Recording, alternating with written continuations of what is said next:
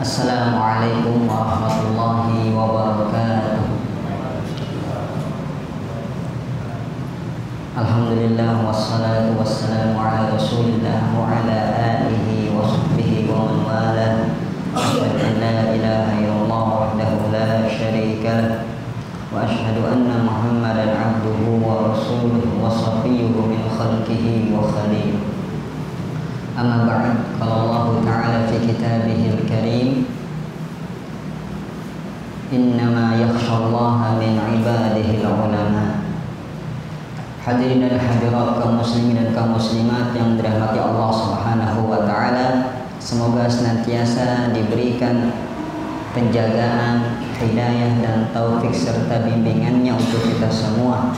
Marilah kita bersyukur kepada Allah Subhanahu wa taala atas segala nikmat yang Allah berikan kepada kita, sehingga pada malam ini Allah mudahkan kita untuk bisa berkumpul kembali di majelis ilmu, yang mana untuk mencari ilmu, mengangkat kebodohan dari diri kita kemudian dari orang lain.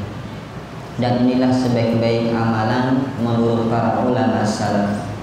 Al-Imam Ahmad rahimahullah ta'ala mengatakan, talabul ilmi la ya'diluhu syai'. Mencari ilmu itu tidak ada yang bisa menandingi keutamaannya.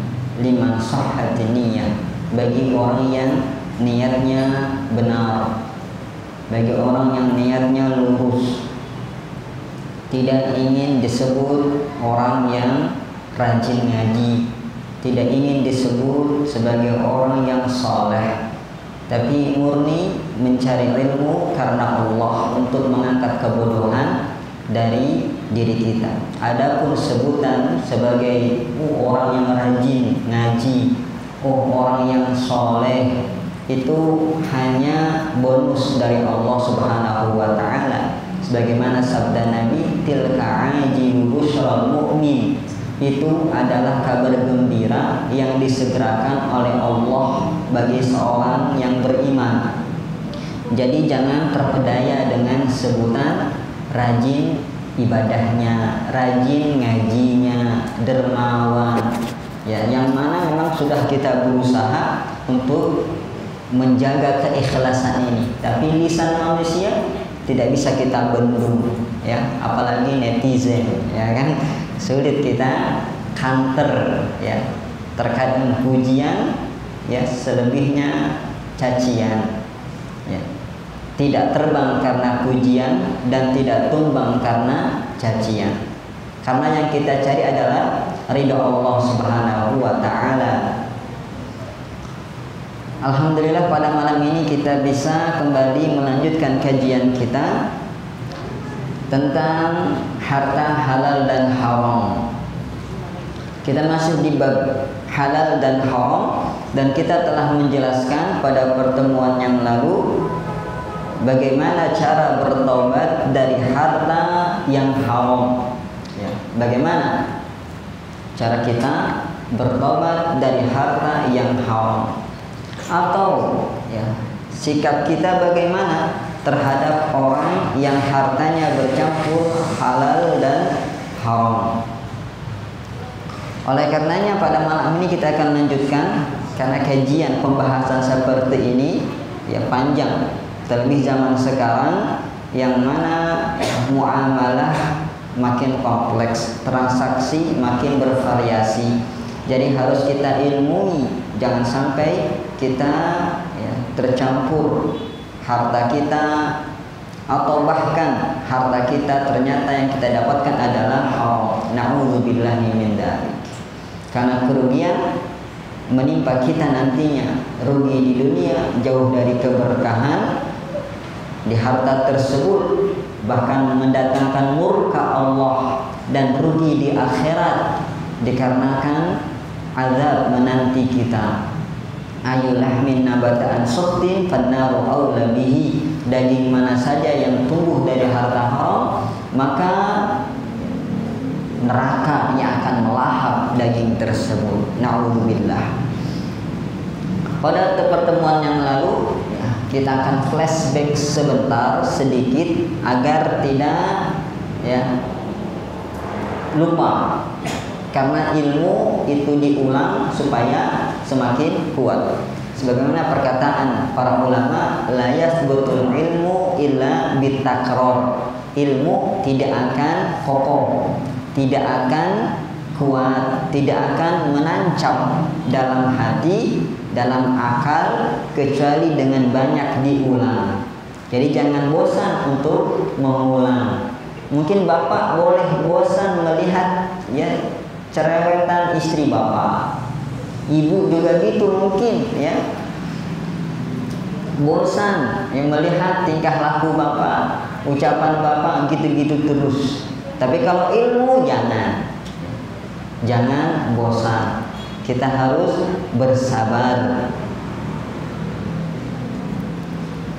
Kenapa? Karena dengan mengulang insya Allah ilmu akan tetap dan kokoh. Kalau lupa kembali ingat, kalau ingat semakin mantap. Kita akan rumuskan yang pertama,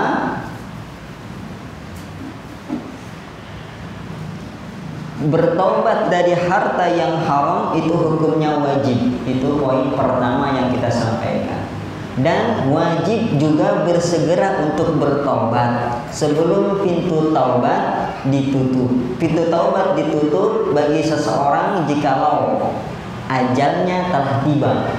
Jikalau roh sudah sampai ke tenggorokan, maka pintu taubat tertutup. Atau orang yang mungkin di akhir zaman, ya, maka pintu taubat tertutup ketika matahari terbit dari barat, maka pintu taubat tertutup.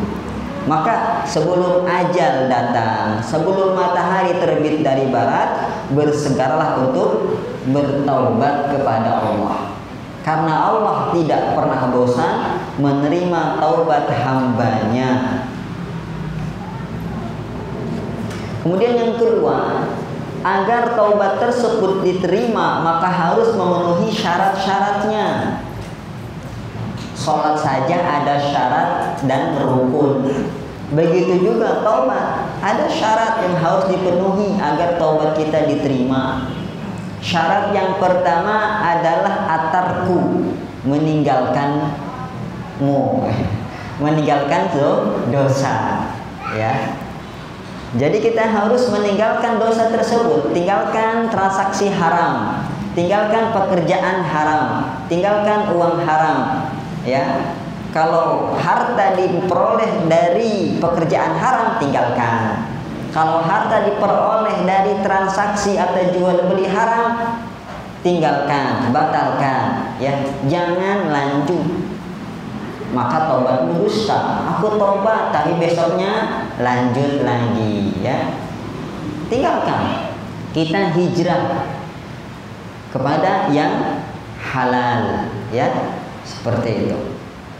Kemudian yang kedua, an-nadam, yaitu menyesali dosa tersebut. Harus ada penyesalan, bukan malah bangga. Bukan malah bangga, ya, bukan malah senang. Seharusnya prihatin, menyesal. Aku menyesal, ya, istriku, aku telah menafkahimu dengan harta yang haram. Aku ingin taubat. Seperti itu. Istrinya langsung merocos, ya kan, serangan. Loh bang, ini kan enak, ini kan nyaman, gajinya kan gede, kita makan apa? Anak kan lagi besar-besarnya ini lagi di kandungan satu lagi, gimana? Nah ini seharusnya bukan seperti itu. Istri yang solehah adalah, kata Nabi SAW, antu'ina ahadakum ala amril akhirah. Istri solehah itu membantu suaminya dalam urusan akhirat, bukan malah ngompori, ya, agar, ya, jangan bertobat, yang ngasih syubhat, Mas, pikir-pikir dulu, ya. Anak kita lagi besar-besarnya ini, sekolahnya mahal, ya, kreditan masih banyak, kayak gitu. Nah ini ngasih syubhat namanya. Bukan istri salihah. Istri salihah mendukung suaminya untuk bertaubat dari dosa, termasuk dosa harta, dosa pekerjaan yang haram, ya transaksi yang haram. Didukung, iya mas, nggak apa-apa, ya. Allah yang menafkahi mas ketika di kandungan ibu mas sama dengan Allah yang menafkahi mas sudah besar, ya, memiliki anak istri. Jangan khawatir, ya, kayak gitu. Kita cari yang halal. Kemudian yang ketiga, setelah kita menyesalinya, meninggalkannya, kemudian al-azm, yaitu bertekad untuk tidak kembali balikan. Ya, kalau balikan ke istri yang pernah dicerai nggak masalah, ya. Tapi balikan ke dosa, ini coba kuatkan tekad. Kita bertekad, kuatkan tekad agar jangan balik lagi. Terkadang tekad itu melampau, Ustaz, kayak kerupuk ditimpa air. Iya, bulatkan lagi tekadnya, taubat lagi. Jadi jangan kena syubhat setan. Kamu kan sering kali niat bertobat, ngomong tobat, tapi balik lagi, tobat dusta. Kamu sudah banyak bertobat, mana mungkin Allah terima tobatmu, udah gak usah bertobat. Nah ini syubhat setan, gak usah didengar. Walaupun kita sudah bertobat, yang namanya manusia mungkin, ya, kata Rasulullah SAW, kullu bani Adam khata', setiap anak Adam itu suka berbuat salah. Tapi jangan jadi yang itu sudah manusiawi. Sifat kita jahul, zalum, jahil dan zalim, sering berbuat salah. Jadilah yang kata Rasul, wa khairul khata'in at-tawwabun, sebaik-baik yang berbuat dosa adalah yang bertaubat. Jadi apa? Mau jadi pendosa apa mau jadi pentobat? Pentobat. Nah, kalau pendosa sudah manusiawi yang harus kita usahakan lawan. Tapi taubat, ya, suatu keniscayaan yang harus kita tempuh. Jatuh, tobat lagi, jatuh, tobat lagi, ya. Bikin setan itu putus asa. Seperti itu. Kalau ternyata dosa tersebut ada sebabnya, jauhi sebabnya. Aku ninggalin sholat subuh terus karena begadang. Ya jangan begadang. Ini aku tobat ya Allah, aku akan sholat subuh tapi begadang terus. Nah ini kan nggak bener. Tekadnya kurang bulat, kalah sama bulat, ya kan? Jadi jauhi sebab-sebabnya. Aku nggak mau lagi nyekek botol, ya, minuman khamar, Pak. Tapi masih duduk bersama teman-teman, ya, di bar, ya kan, diskotik. Ya gimana mau bisa? Tinggalkan teman-teman yang rusak seperti itu.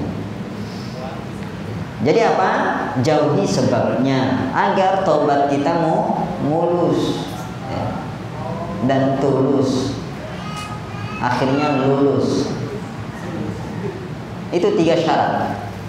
Pertama, menyesali, an-nadam. Yang kedua, at-tarku, meninggalkan. Yang ketiga, al-azm, bertekad untuk tidak kembali lagi.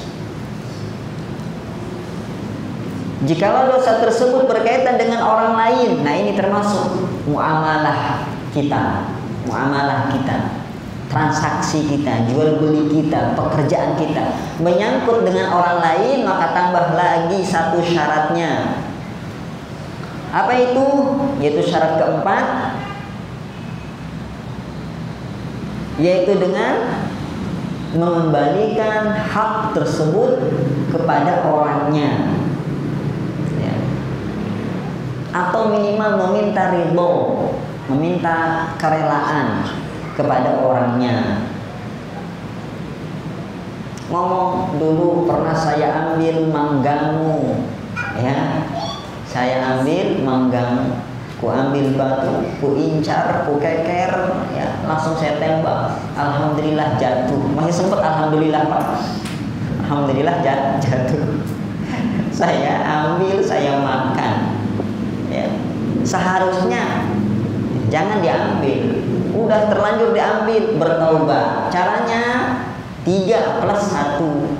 Satunya ini ya minta kerelaan ya, atau bawakan 1 kilo mangga, ya kan? Seperti itu. Jangan tanggung-tanggung. 1 mangga dikebalikin 1 kilo. Ya. Minta maafnya pas yang 1 itu Pak, padahal udah 5 kilo dia ngambil mangganya ya. Nggak bisa. Kalau ngambil 1 mangga, ya balikin 1 mangga. Kalau mau ihsan 1 kilo, ya kan? Tapi kalau yang diambil 5 kilo, dibalikin 1 kilo, ya nggak bisa. Harus jujur, ya. Jujurlah padaku, apa dosamu dan berapa banyak. Seperti itu. Ini dibahas oleh para ulama. Ya, kalau kita ambil 100.000, ya balikin 100.000. Seperti itu. Ya. Kalau kita mengambil sandal ya, merek A, ya balikin merek A. Kalau mau lebih bagus, yang merek lebih mahal lagi nggak masalah. Seperti itu. Kualitasnya lebih baik tentunya ya, bukan malah yang lebih jelek. Ya. Misal yang semisal. Seperti itu. Pernah kita nonjok seseorang ya kan? Ya kita minta rela dia. Kalau nggak mau kisos, nonjok lagi. Seperti itu. Nabi pernah melakukannya. Ya. Pernah melakukan hal tersebut. Nabi minta halal. Siapa yang pernah saya pukul, saya zalimi, ya. Seperti itu. Nah, kita contoh beliau. Jangan main-main dengan hak orang lain. Karena perkara pertama yang akan disidang, dihisab, diadili di hari kiamat, ya, di samping sholat, apa Pak? Urusan duit, kan? Urusan hak orang lain, yaitu darah. Urusan darah. Ya. Jadi Islam sangat menjaga hak, ya, asasi manusia. Tapi sekarang berkaitan dengan harta, maka secara garis besar harta haram bisa kita bagi menjadi 2. Yang pertama, harta haram yang didapatkan dari muamalat yang dilakukan tanpa saling ridho. Contohnya mencuri. Ridho nggak orang dicuri? Nggak ridho, ya, nggak ridho. Kecuali dicuri hatinya, ya kan? Nggak ridho orang kalau dicuri. Atau jual beli, ditipu, nggak ridho, ya. Atau korupsi, nggak ridho orang yang kena korupsi. Nah ini didapat dengan tidak cara ridho. Kemudian yang kedua, harta haram yang didapatkan dari muamalat yang didasarkan atas saling ridho, suka sama suka, ya, rela sama rela. Jadi tidak ada unsur kezaliman di sana. Ya, seperti muamalat ribawi. Ya. Kamu butuh uang, saya pinjamkan, tapi balikinnya lebih. Ya maulah dia. Dia dapat uang cash, dicicil nggak masalah, lebih sekian persen aja kok. Nah gitu. Real kok. Seperti itu. Maka hal seperti ini perlu kita cermati. Kita bagi 2 tadi. Bagaimana cara bertobat dari harta haram hasil muamalat yang dilakukan tanpa saling ridho? Ya. Maka cara bertobatnya adalah dengan mengembalikan barang tersebut. Kita curi, ya kita balikin. Kita begal, ya kita balikin. Kita rampok, ya kita balikan. Kita tipu dia, ya saya kena tipu 5 juta, balikin 5 juta. Sebagaimana sabda Nabi SAW, alal yadi ma'akhadat hatta tu'addiya. Kewajiban tangan yang mengambil tanpa ridho, ya, yaitu dengan paksa.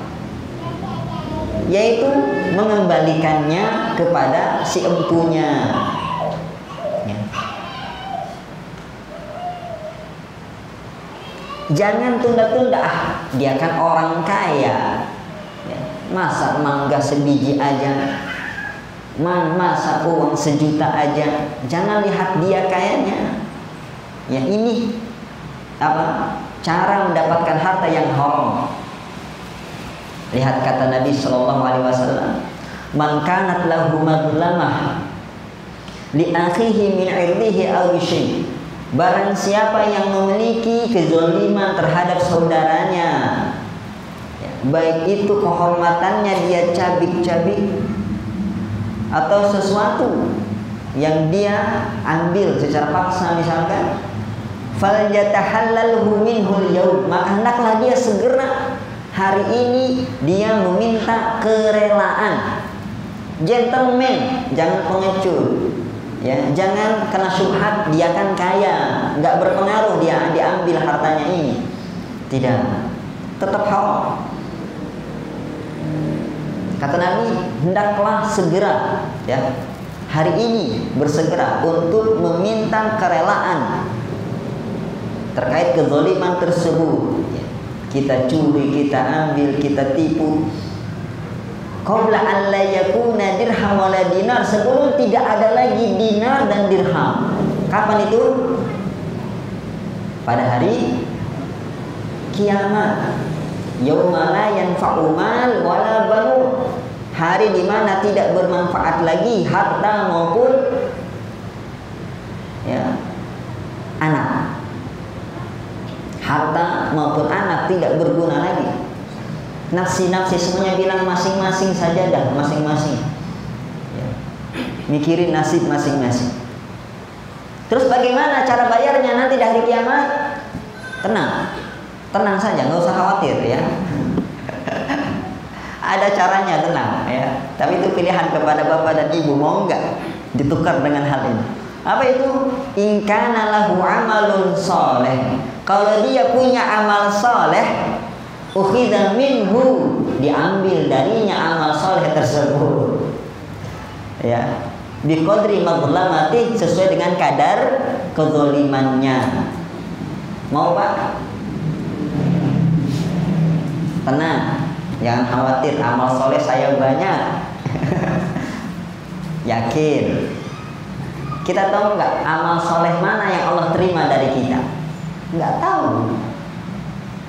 Ya terus kenapa jaminan? Ya saya kan soleh, ya saya kan rajin sedekah, rajin sholat, rajin puasa, rajin zakat, ya haji berkali-kali, umroh nggak terhitung.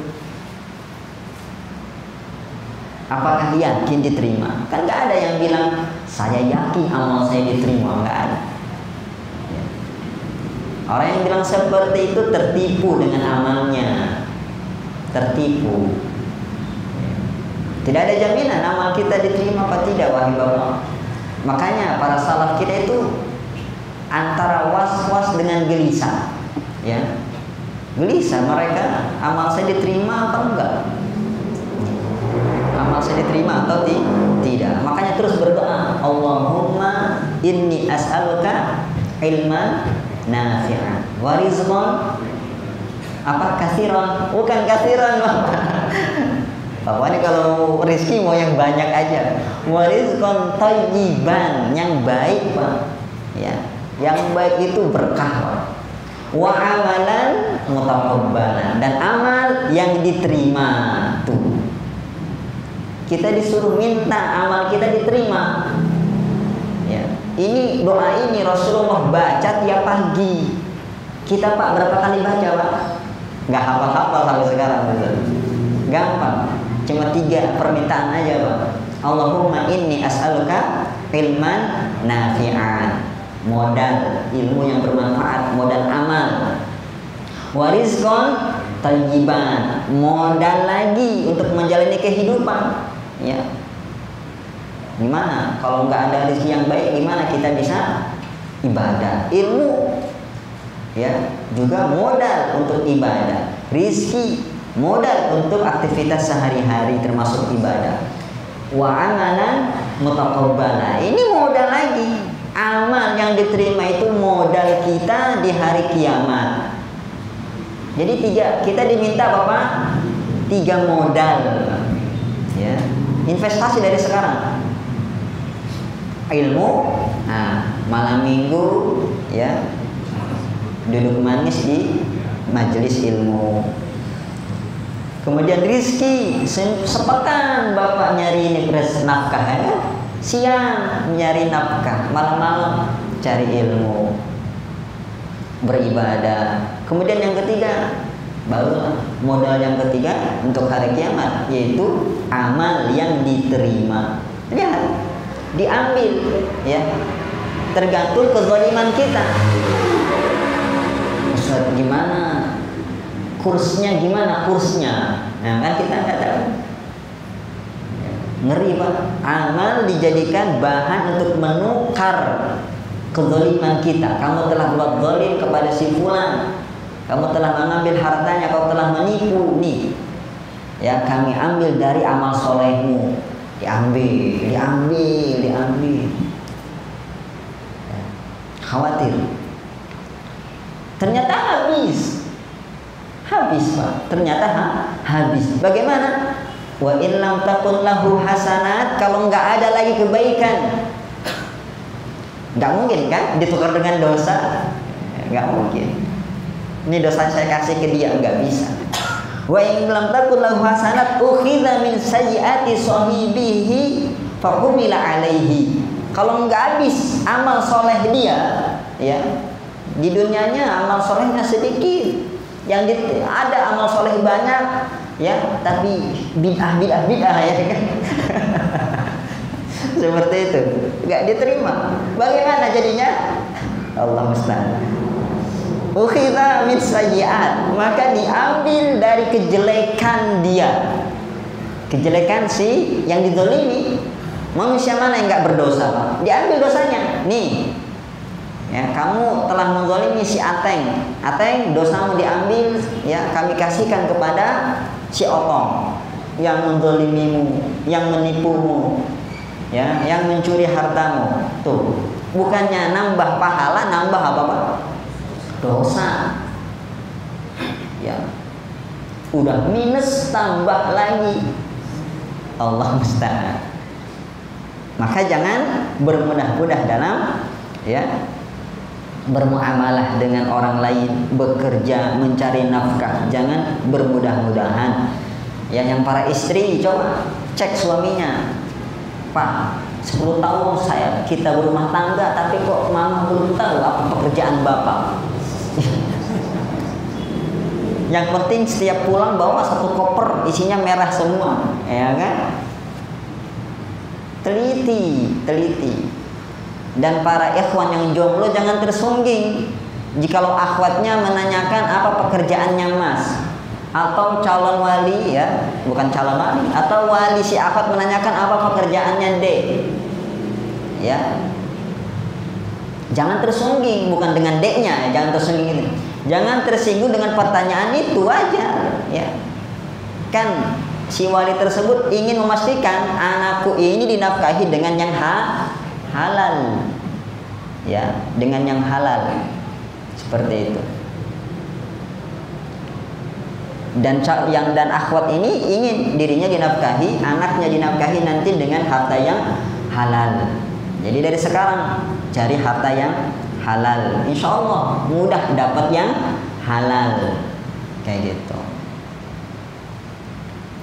Kalau pekerjaan yang nggak benar, gimana mau mendapatkan akhwat yang benar? Ya, yang ada malah dapat akhwat keblinger, seperti itu. Yang tidak paham agama, akhirnya rumah tangga jadi apa Pak? Ketiban tangga, ya, jadi neraka. Karena ibu untuk anak-anaknya nggak benar, istri nggak benar. Nauzubillah min dzalik. Ya, kalau mau menciptakan rumah tangga yang sakinah, mawaddah, warahmah, wal barakah, wan ni'mah, ya, pastikan dulu pasangannya, ya. Pastikan dulu dengan siapa kita berpasangan. Fadhfar bidzatid din. Beruntung bagi mereka yang ya, menikahi karena agamanya. Jadi itu Pak, siapa ya money changer ya, ditukar dengan amalan baik kita. Kalau habis, maka ditukar dengan dosa-dosa orang tersebut, ditimpahkan kepada kita. Naudzubillah, dibarter. Sekarang itu dia cara bertobat ya, dari harta haram hasil muamalat yang dilakukan tanpa saling ridho. Apa itu cara tobatnya? Mengembalikannya, meminta kerelaan dia ya, minta kerelaan dia. Belum ada untuk gantinya Ustaz, minimal datang dulu, sampaikan, minta rela. Nggak rela ya bilang insya Allah diusahakan ya, saya sekarang bertobat walaupun nggak punya uang sebanyak itu untuk mengembalikannya, saya ganti ya, tapi untuk sekarang belum ya, karena belum ada. Minimal apa Pak? Sidqun niyah, ada niat yang jujur ya, ada niat baik kata orang, ada niat baik. Ini jangan diem saja ya, diem saja kayak lupa ya, kayak orang mau ditagih hutang lupa ya kan, seperti itu.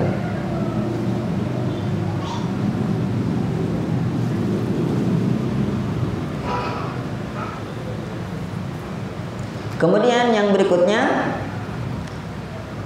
cara bertobat dari harta haram hasil muamalat yang dilakukan dengan saling ridho ya, dengan saling ridho. Ada satu pertanyaan yang terluput. Kalau dikembalikan, maka kembalikan kepada orangnya tentunya ya, kepada pemiliknya. Bagaimana kalau pemiliknya tidak ada, nggak tahu, maka kepada ahli warisnya ya. Kalau nggak ada juga, nggak diketahui juga, maka disedekahkan atas nama pemiliknya tersebut ya, sedekahkan atas nama pemiliknya tersebut. Insya Allah taubat kita baru diterima oleh Allah Subhanahu wa Ta'ala.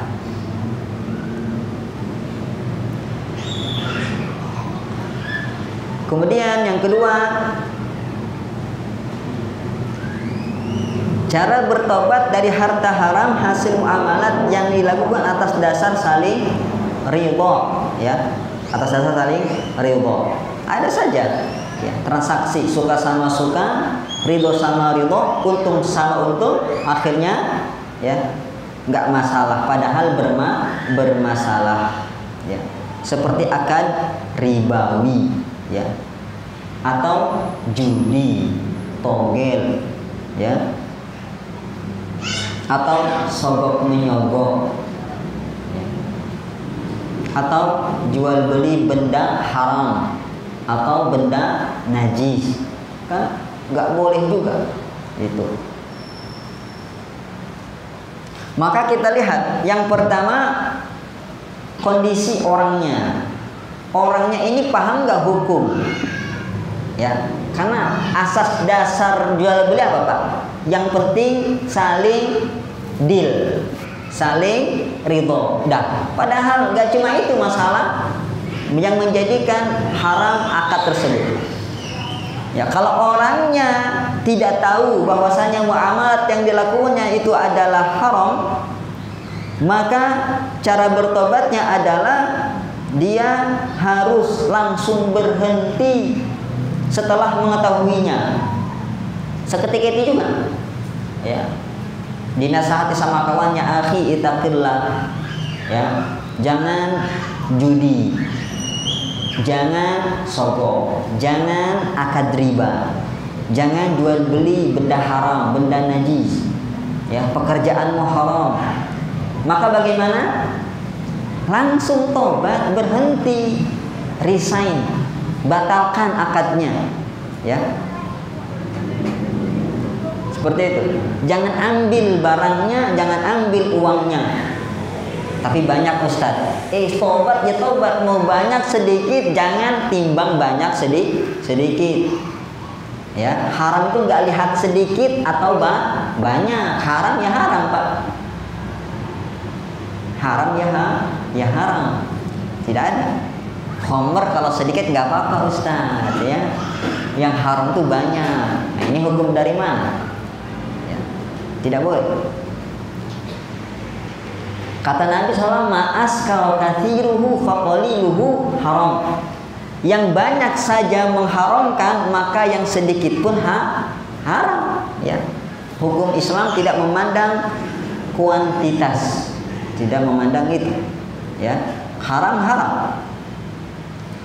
Ustaz, cuma sentuhan saja, salaman saja kok, cuma ciuman saja, nggak ada zina. Ya tetap. Ya.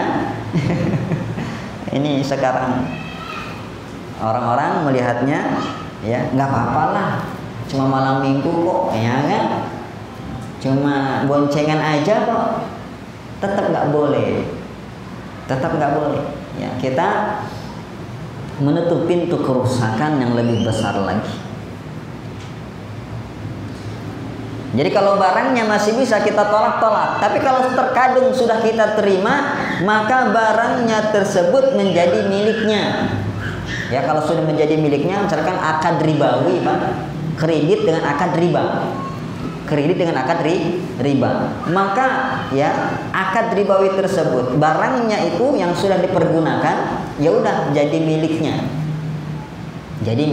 miliknya, ya.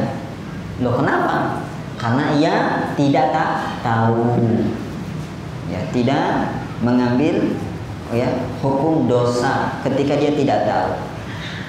Yang kedua, karena firman Allah Subhanahu wa taala, wa ahallallahu al-bai'a wa harrama riba faman ja'ahu mau'izatun min rabbih fantaha falahu ma salafa wa amruhu ila Allah.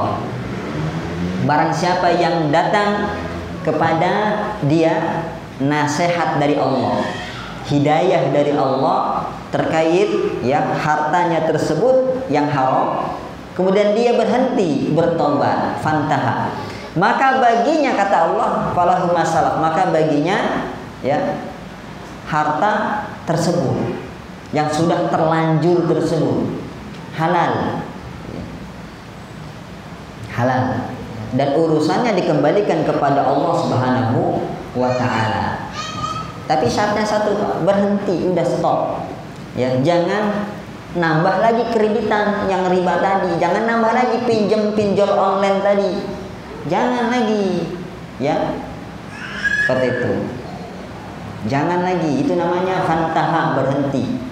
Ya, kalau punya aset untuk dijual, dilunaskan, bagus. Langsung lunaskan, bagus. Kalau nggak punya, dicicil, nggak masalah. Tapi jangan nambah lagi kreditan berikutnya, ya kan? Yang ribawi tersebut tentunya.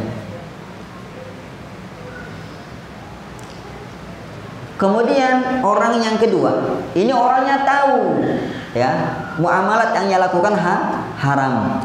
Kalau dia tahu hukumnya, ya, namun ia sengaja melanggarnya. Aku tahu, Ustaz, tapi gimana lah keadaan yang nyari pekerjaan yang kayak gini gajinya nggak ada, Ustaz, ya, kayak gitu. Dia sengaja melakukannya, tapi ada dorongan untuk bertobat. Maka cara bertobatnya adalah, kalau barangnya belum diterima, ya jangan diterima. Ya, sogok misalkan, dia biasa nerima sogok. Hari Senin dia tobat, setelah ikut kajian malam Ahad, ya kan, masuk kerja mau disogok lagi. Ternyata dia udah bertobat, maka jangan diterima. Maaf Bu, ya, ini saya nggak bisa terima. Loh, kenapa Pak? Ini kan uang rokok. Yang mau uang rokok, uang madu, uang kecap, uang gula, terserah Pak. Ini uang sogok, tidak boleh. Ya, hadayal umal gulul, kata Rasulullah SAW. Hadiahnya para pegawai itu khianat, haram, gulul. Ya, gulul. Nanti pada hari kiamat, orang-orang yang memakan harta seperti itu akan membawa, ya, harta tersebut ya, yang rupanya seperti apa? Unta yang mengeluarkan suara, sapi yang ngeluarin suara, kambing yang mengembe. Ya ketahuan kan, malu kita. Nah itu yang suka makan uang sogokan, ya, makan gulul itu orang kayak gitu. Naudzubillah. Maka jangan diterima, jangan diterima. Ya nasihatin, jangan suka nyogok ya. Adapun barang atau uang yang telah diterima atau telah habis, ya, udah dipergunakan, maka bagaimana? Ia wajib memperkirakannya. Loh kok beda dengan yang tadi? Yang tadi nggak tahu, yang tadi nggak tahu, ya. Ini kan sudah tahu tapi kekeh saja. Karena apa Pak? Lahan basah. Karena sudah enak. Karena hasutan istri yang tolihah, ya, bukan istri solihah Pak, tolihah pakai to, artinya istri yang jelek, ya, merusak agama si laki-laki itu, si suami tersebut. Maka ia perkirakan, kalkulasi, hitung, ya, dan gantinya apakah dikembalikan? Bukan. Ya, diuangkan kemudian disedekahkan. Bukan disedekahkan kita kira, ya. Kepada apa? Diberikan kepada fakir miskin atau fasilitas umum, ya. Kalau ada baitul mal, ke baitul mal. Ya. Kayak gitu. Dalam rangka membebaskan dia dari dosa dan jeratan harta haram tersebut. Tapi ingat, jangan disedekahkan atas nama yang memberi. Ya ini saya sedekahkan atas nama si fulan yang nyogok saya, ya kan? Jangan, nggak bisa, ya. Kenapa? Karena harta tersebut, ya, telah keluar dari kepemilikan pemberinya dengan cara yang haram. Ar-rashi wal murtashi finnar. Orang yang menyogok dan yang disogok itu di pohon, bukan Pak, ya. Itu mah nyogok buah, ya. Di neraka Pak. Orang yang nyogok dan yang disogok itu di neraka tempatnya. Naudzubillah.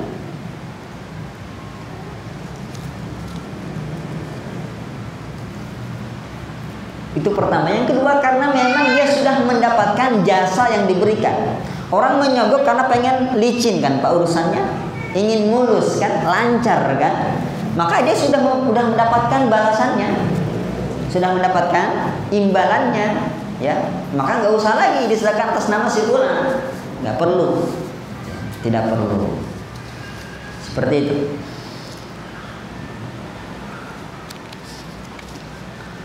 Kemudian itu dia, paham Pak ya perinciannya. Sekarang kita akan masuk kepada, ya, masalah yang lain, yaitu harta bercampur antara halal dan syubhat. Bagaimana cara bertobatnya? Ya. Kita ketahui kemarin tentang syubhat dan bahaya harta syubhat. Ya. Harta syubhat itu merugikan pemiliknya dari dua arah. Ya. Yang mana Rasulullah SAW sebutkan, "Famanittaqa syubhati." Ya. Barang siapa yang menjaga dirinya dari perkara syubhat, faqad istabra'a li dinihi wa irdihi, maka dia telah berlepas diri, ya, dari kehancuran agama dan kehormatannya. Jadi hancurnya agama gara-gara syubhat. Kenapa rusak agama? Karena man waqa'a fi syubhati faqad waqa'a fil haram. Barang siapa yang mengambil syubhat, ya, maka dia telah jatuh kepada perkara yang haram. Maksudnya, ya, hampir jatuh. Itu penafsiran ulama, ya. Saking bahayanya, hampir jatuh kepada perkara yang haram. Maksud yang kedua, lizajar, untuk, ya, memberikan efek jerak, untuk melarang, menjauhi. Jangan jauhi harta syubhat, nanti jatuh kepada yang haram. Jadi untuk menjaga agama kita, artinya kita tidak jatuh kepada perkara yang haram, jauhi syubhat. sayangi agama kita. Yang kedua, irdihi, yaitu kehormatannya. Orang yang suka makan syubhat, kerjanya syubhat, hartanya syubhat, kehormatannya jatuh di mata manusia. Orang jadi malas berpikir 1.000.000 kali, nggak 1.000 kali, nggak 1.000.000 kali ketika menerima pemberiannya, bermuamalah dengannya, ditraktir olehnya, mikir, nggak tenang hati kalau sama dia nanti kan. Kenapa? Kerjaannya nggak bener, hartanya syubhat, kayak gitu. Jadi jatuh kehormatannya. Yang ada malah apa? Digunjing. Ya, sudah gonjang ganjing hartanya, digunjing pula. Ya, jatuh martabat dan kehormatannya. Seperti itu. Jadi jangan bermain-main dengan harta syubhat. Kita jauhi harta syubhat. Al-Imam Ahmad bin Abdurrahman Ibnu Qudamah Al-Maqdisi mengatakan mas'alatun, ya, cari masalah. Bukan, Pak. Ini bukan cari masalah. Permasalahan. Jangan hati-hati menerjemahkan.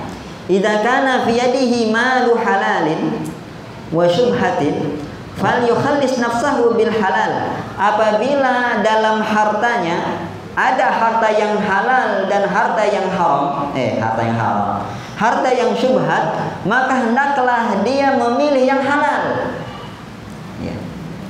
Mungkin kita bisa mengklasifikasikan, gimana Pak? Mengklasifikasikannya. Wah, bahasa nasi basi ini. Jadi keseleo lisan. Kita bisa mengklasifikasikannya. Oh, ini sumber pekerjaanku yang halal, ini sumber pekerjaanku yang haram atau syubhat. Udah, cukupkan ambil yang halal, jauhi yang syubhat. Jadi dalam urusan kita, ya, kata beliau, wal yuqaddim qutahu wa kiswatahu ala ujratil hajjam wa zaid wa isjarit tanur.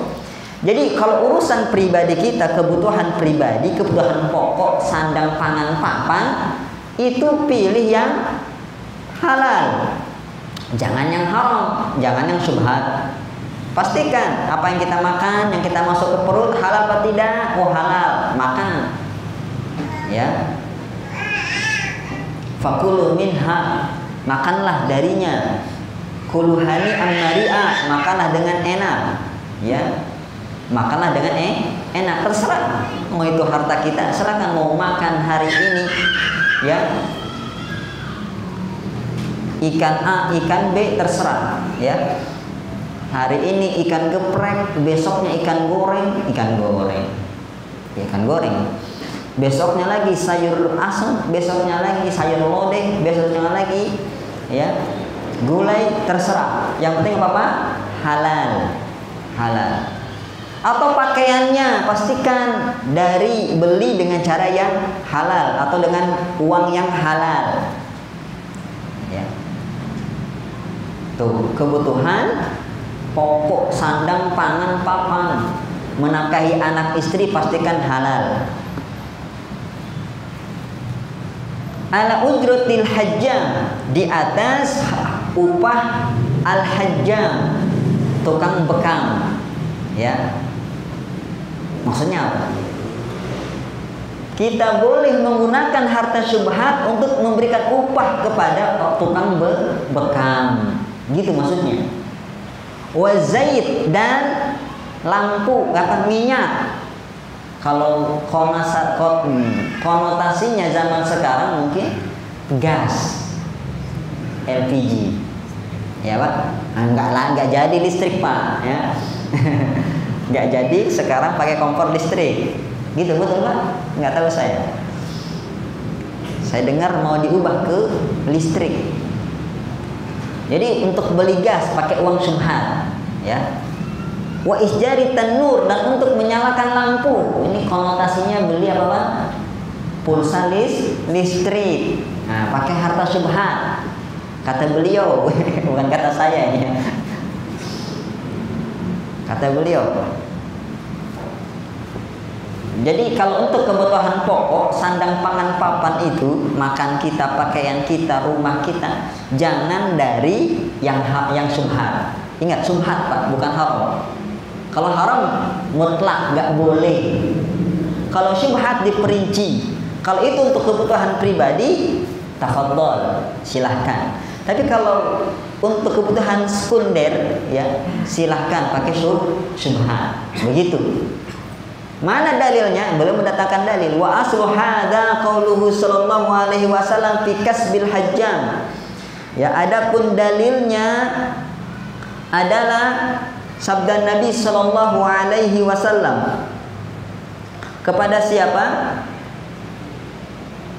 Kepada tentang upah bagi orang yang membayar upah untuk orang yang tukang bekam. Upah untuk tukang bekam. I'lifhu nadhihaka. Ya, i'lifhu nadhihaka. Berikan saja itu upahmu dari kerjaan bekam ya kepada hewan peliharaanmu. Paham maksudnya Pak? Jadi Nabi memberikan petunjuk, ya, instruksi bagi mereka yang profesinya bekam, ya, atau dia bisa bekam kemudian diberikan upah karena dia membekam. Maka kata Nabi, udah upahmu hasil bekam itu, hasil kerja bekam, hasil bekam tetanggamu, berikan ke hewanmu. Ya, belikan pelet, kasih ke hewan ternak peliharaan kita. Tuh. Segi pendalilannya, di sini Nabi tidak menyuruh untuk memakannya. Tapi Nabi membolehkan memberikannya kepada hewan ternak, hewan peliharaan. Kan masih penggunaan, tapi yang satu diberikan bukan kebutuhan pokok, tapi ngasih kepada apa? Hewan, ya, hewan milik kita. Dan nanti kan hewan itu kita makan juga kan gitu. Tapi secara nggak langsung, itu bedanya Pak. Coba yang tadi gas, apakah langsung kita makan gas? Kan tidak. Gas itu untuk masak. Masak, bukan gasnya yang kita hirup. Mati kalau kita hirup gasnya. Ya, sama listrik, ya, pulsa listrik, ya, seperti itu. Apa kita makan listriknya? Kan tidak. Itu artinya apa Pak? Penggunaan secara tidak langsung. Berbeda dengan pakaian, kita pakai langsung. Berbeda dengan beras, kita makan langsung. Siapa yang makan langsung beras? Nggak ada kan ya? Maksudnya ya dimasak dulu lah kan gitu, diolah dulu. Berbeda dengan gas, kita nggak makan gas. Itu dia. Nah, Rasulullah mengizinkan untuk memberikan makan kepada hewan peliharaan kita, hewan ternak kita. Itu. Ini hadisnya sahih. Lalu bagaimana? Ya. Yang kami soroti di sini adalah yang perlu kita luruskan tentang upah bekam. Apakah benar profesi bekam itu terlarang? Ini kalau pemahamannya kan terlarang gitu ya. Haram ini, haram. Ya. Apakah benar demikian? Khilaf ulama, khilaf. Diperselisihkan oleh para ulama, ya. Yang pertama, ya, perlu disampaikan bahwasanya bekam itu salah satu pengobatan terbaik, ya. Bahkan sering dikaitkan dengan tibun nabawi, pengobatan ala Nabi. Nabi berbekam. Bahkan kata Nabi, inna afdala ma tadawaitum bihi al-hijamah. Dalam riwayat lain, huwa min amthali dawaikum. Sesungguhnya metode pengobatan yang terbaik adalah bekam. Atau dalam riwayat lain beliau berkata, bekam adalah termasuk pengobatan yang terbaik. Jadi dipuji bekam, makanya coba dilestarikan, ya. Dilestarikan, ya. Alhamdulillah. banyak pelatihan-pelatihan bekam. Tahu ya Pak ya, bekam ya, bukan mingkem, bekam.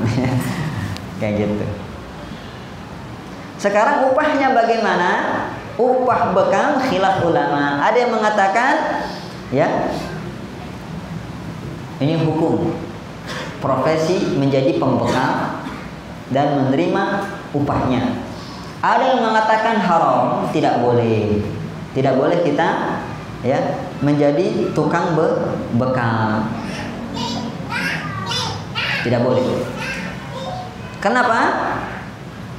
Dalilnya karena Nabi SAW mengatakan kasbul hajjami khabith. Profesi bekam itu profesi yang khabith, jijik, keji, ya.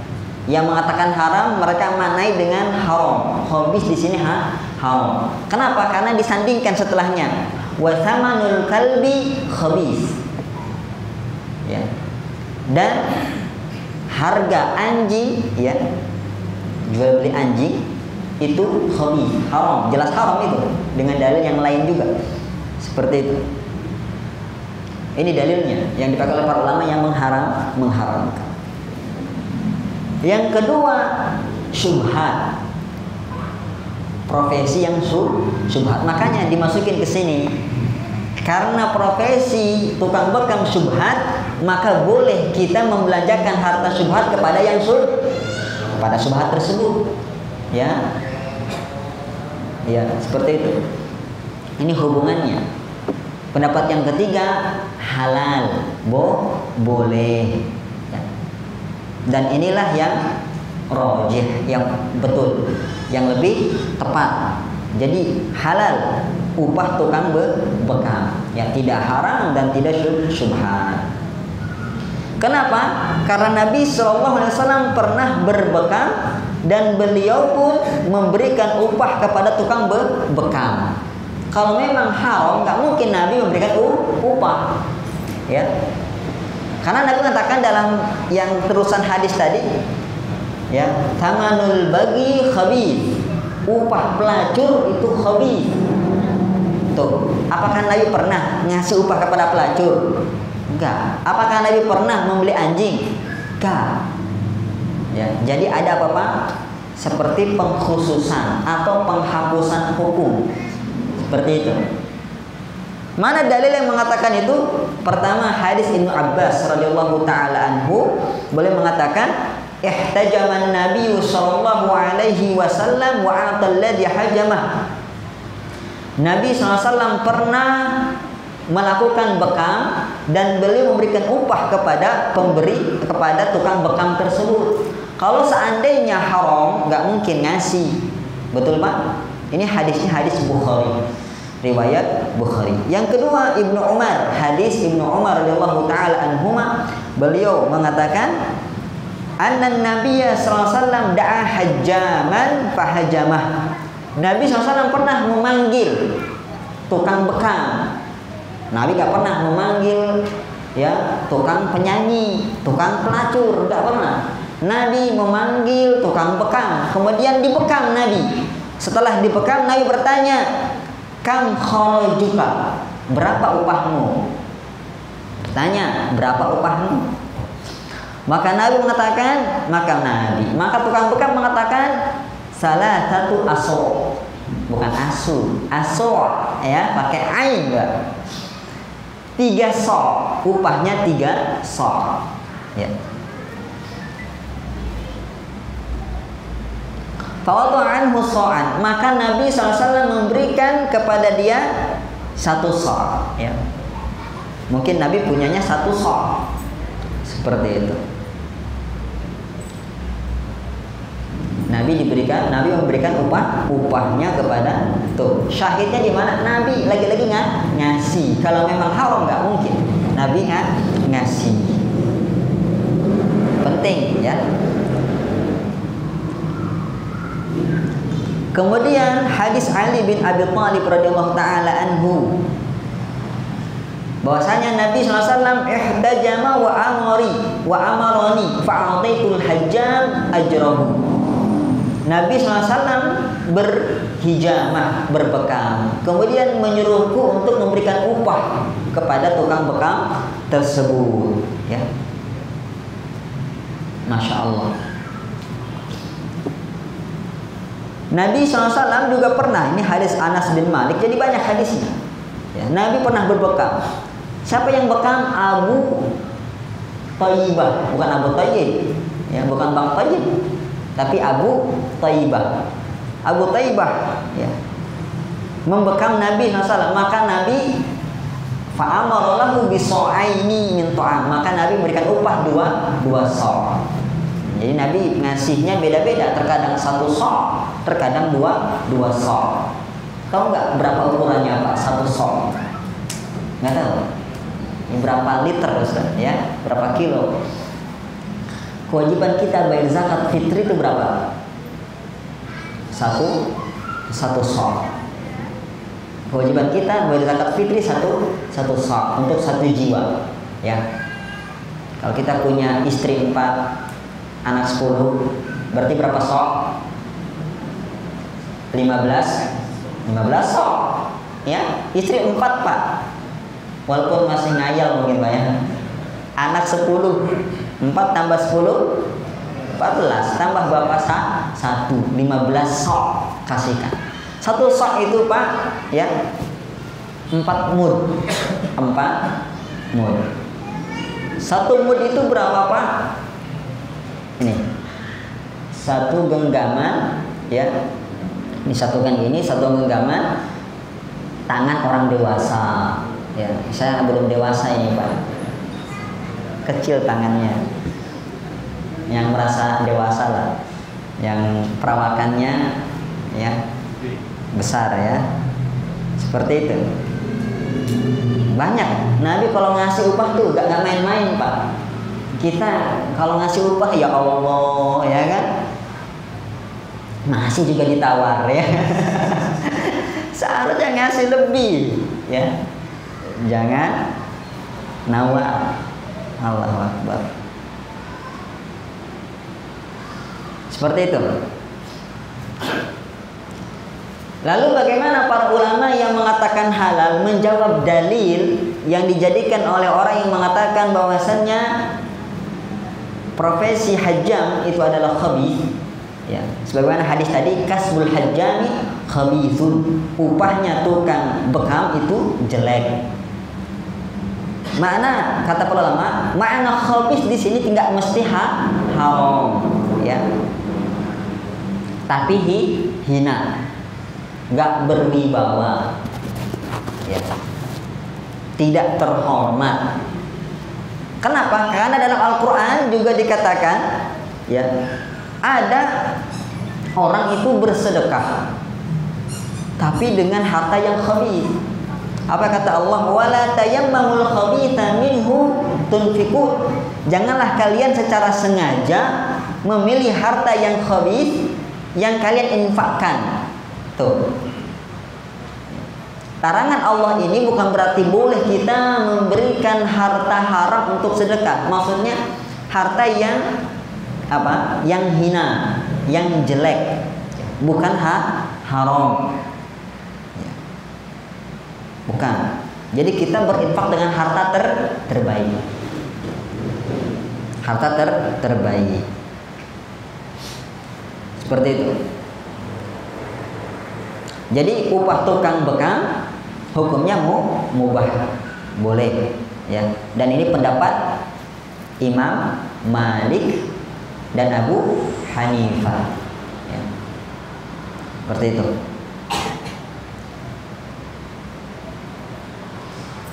Paham ini Pak? Itu dia kenapa disebutkan, kenapa kita berikan kepada tukang hajam, ya. Tapi ternyata kan tukang hajam halal, maka nggak layak kita kasih pakai duit subhan.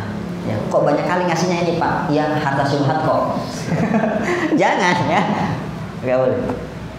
Ya, cuma beliau penulis memilih pendapat itu subhan, pekerjaan yang subhan, ya. Sekarang kasus berikutnya ini Pak.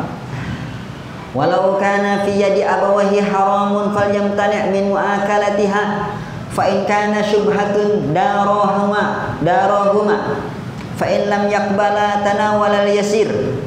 Kalau seandainya di tangan orang tua kita, di kepemilikan orang tua kita ada harta haram, maka jangan mau makan bareng bersama orang tua tersebut. Jadi jangan makan dari harta orang tua tersebut. Ya, kalau bisa nasihatin, Abi pekerjaannya haram, tobatlah. Kayak gitu, cari yang halal. Bukan malah udah tahu hukumnya kita malah makan. Ya. Fal yang tani, hendaklah kita menjauhi. Kayak gitu. Hendaklah kita menjauhinya. Nasihati kalau bisa. Itu adalah harta yang haram. Bertobatlah kepada Allah, ya. Abi, jangan makan harta yang haram. Sekarang bagaimana jika hartanya syubhat? Ya. Fa in kana syubha, kalau hartanya syubhat, darahuma, ya. Maka kita mensikapinya dengan bijak. Ya, kita siasatilah sebisanya, Pak. Sama, haram syubhat kita jauhi. Cuma kalau syubhat ini kan lebih ringan dia. Ya, lebih ringan. Cuma khawatir nanti kejatuh kepada yang haram. Kalau nggak diterima sama orang tua kita masya Allah galaknya, ya kerasnya, maka tanawwal al-yasir, maka makanlah sedikit saja, ya. Kalau nggak terima nasihat kita, ya makan sedikit, sedikit saja. Untuk melembutkan hati orang tua tersebut. Ya kalau bisa kata Allah, idfa' billati hiya ahsan. Maka tolaklah dengan cara yang baik. Coba siasati.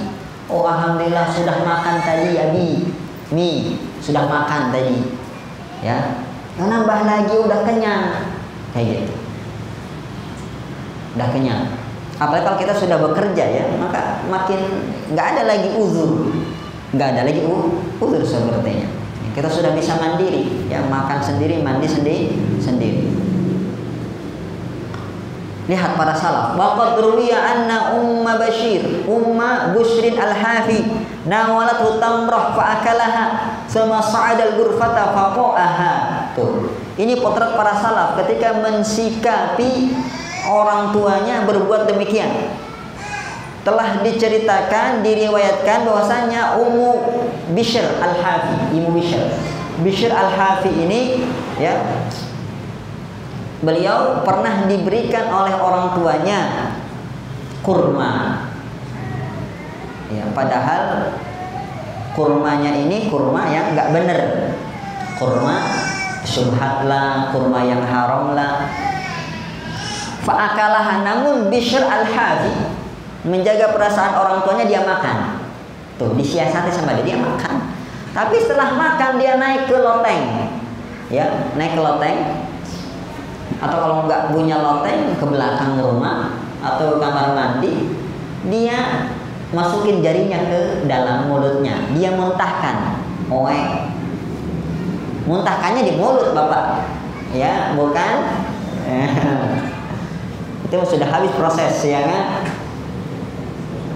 Terkadang orang tua itu, Pak, menghidangkan makanan kita itu dengan harapan untuk dipelototin. Bukan. Ya, untuk dimakan. Makan walaupun sedikit. Ya, setelah itu izin, Bu. Ya, muntahkan. Itu sikap para salaf terhadap perkara-perkara yang syubhat, ya. Lihat, kalau kita perhatikan para ulama, ya, sangat menjaga sekali apa yang masuk ke dalam dirinya. Abu Bakar yang sering saya kisahkan itu, beliau nggak jelas, beliau muntahkan. Ya. Ketahuan dari harta yang haram, beliau muntahkan. Rasulullah SAW pernah bersabda, ya, aku itu pernah menemukan kurma di jalanan Madinah. Kalau bukan karena aku khawatir itu kurma sedekah, pasti aku makan. Sangat menjaga sekali, Pak. sangat menjaga dari perkara-perkara syubhat, apalagi yang haram. Pernah Hasan Hussein dikasih kurma sedekah, dia makan kurma itu. Ya. Dimakannya tuh anak kecil Pak ya, lasak kan gitu kan. Ketemu sama kurma, itu kurma sedekah. Nabi tahu kurma sedekah, dimakan sama Hasan Hussein. Ketahuan sama Nabi langsung, ya, disuruh muntah oleh Nabi Shallallahu Alaihi Wasallam. Dipaksa muntah, nggak boleh. Nabi SAW sangat perhatian kepada harta yang haram ataupun syubhat. Ya, Umar bin Khattab ketika jadi khalifah, gubernur-gubernurnya langsung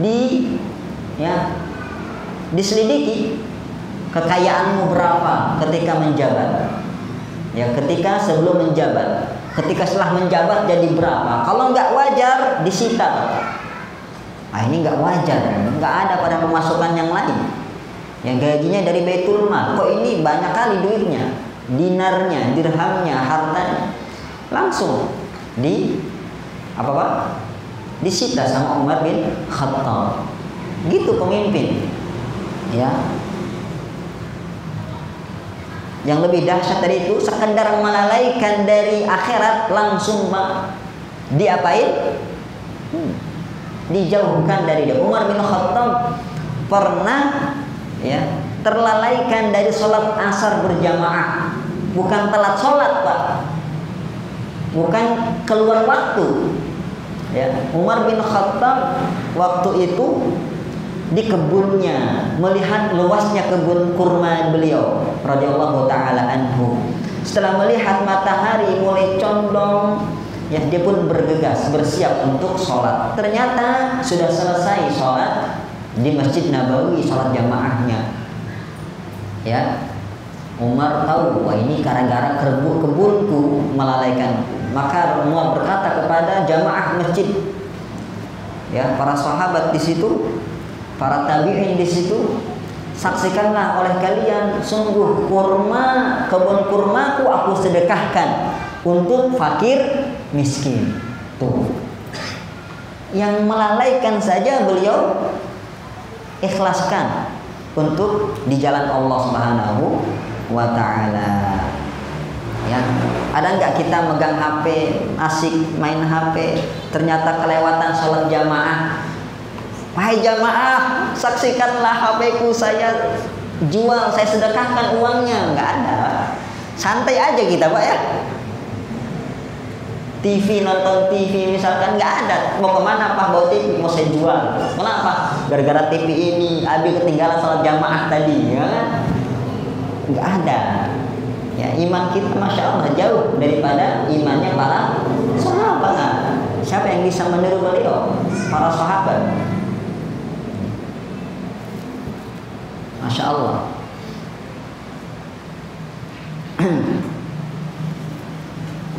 Imam Syafi'i, ya, ketika beliau diberikan hadiah dengan banyak sekali dinar dan dirham di dalamnya, beliau langsung Pak gelar tikar Pak, tancapkan tenda, gelar tikar. Ngapain?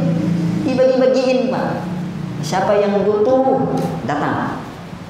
Habis sudah. Imam Syafi'i rahimahullahu ta'ala, beliau nggak mau berlama-lama dunia ada dalam rumah beliau, ya, dalam kantong beliau. Nah kalau kita Masya Allah bangga-bangga, ya, rekeningku lihat berapa digit nih, ya, Masya Allah, berbangga-bangga, pamer kekayaan, biar disebut crazy rich, ya kan? Allah musta'an. Berbeda kita dengan para sahabat dan para ulama.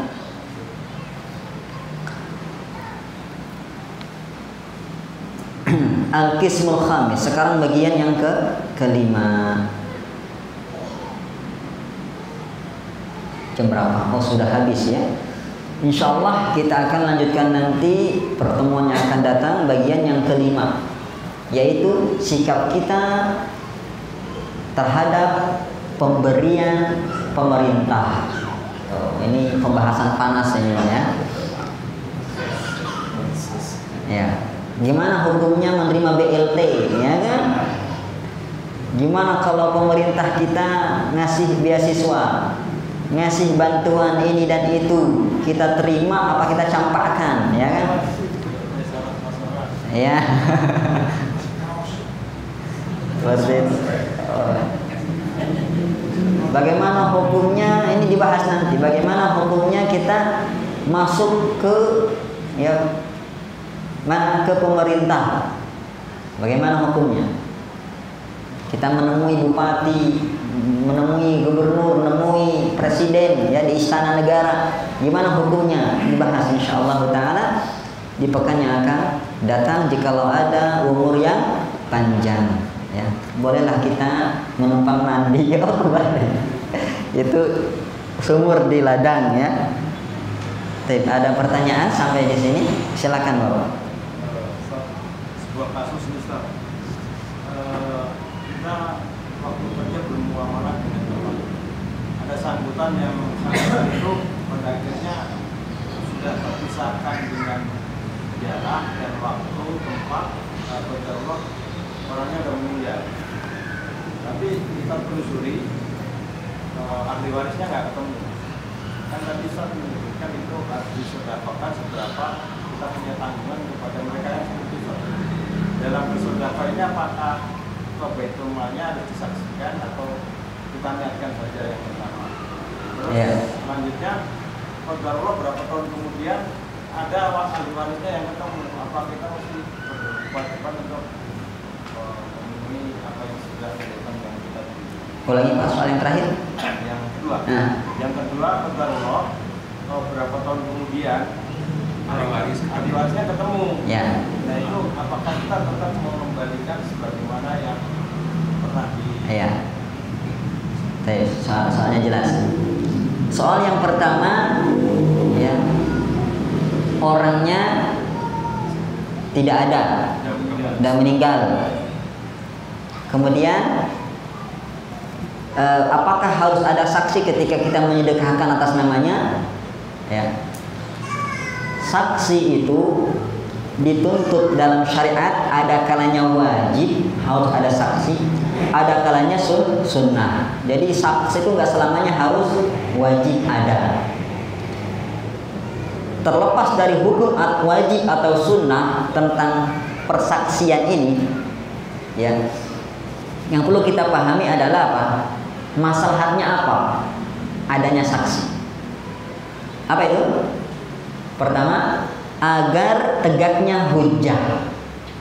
Tegaknya hujjah. Misalkan, Pak, kita menuduh orang berzina.